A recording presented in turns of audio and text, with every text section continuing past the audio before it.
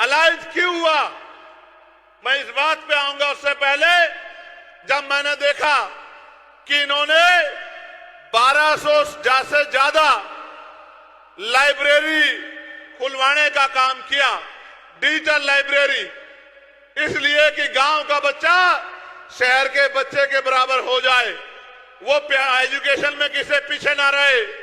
फिर एक गांव में हम गए, प्रचार में थे, वहां की प्रत्याशी भी यहां बैठी, हमारी बहन, गांव के लोगों ने गाड़ी रोक ली। मुझे लगा कि शायद कोई नाराजगी होगी, मुझसे कहने लगे गाड़ी से उतर जाओ। मैंने कहा बताओ क्या बात है कि गाड़ी से उतर जाओ। मैंने कहा कि भाई प्रचार आज इस गांव में नहीं अगले में है। बोले एक बार उतर जाओ 2 मिनट के लिए, मीडिया के साथी दिखाना इस बात को जरूर। हम उतर गए, वो लाइब्रेरी में लेके गए, बेटियों की लाइब्रेरी अलग और बेटों की लाइब्रेरी अलग। फिर मिठाई ले आए। मैंने पूछा कि मिठाई क्यों दे रहे हो, तो उन्होंने कहा इस लाइब्रेरी की वजह से 18 बच्चे सरकारी नौकरियों पे गए। तो मुझे लगा कि मैंने जो हाथ पकड़ा है वो सही हाथ पकड़ा है। हमने मैनिफेस्टो बना बैठ के, मैनिफेस्टो में आपके लिए मैनिफेस्टो पढ़ना।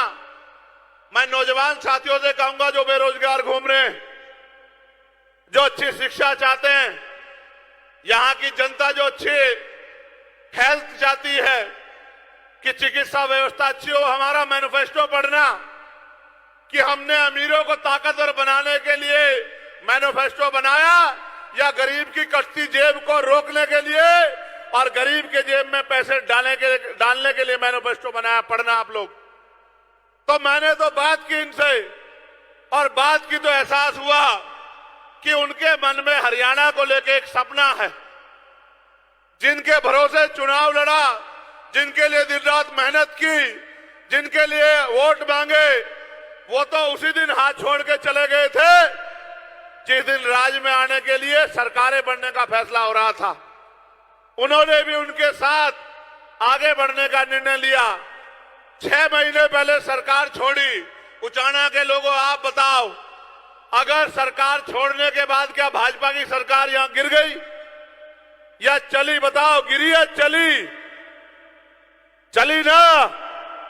तो इसका मतलब अगर ये परिवार, और मैं धन्यवाद दूंगा अमरजीत ढांडा जी का कि वो एक वफादार सिपाही की तरह इनके साथ खड़े रहे, अपनी पार्टी का झंडा डंडा पकड़ के रखा।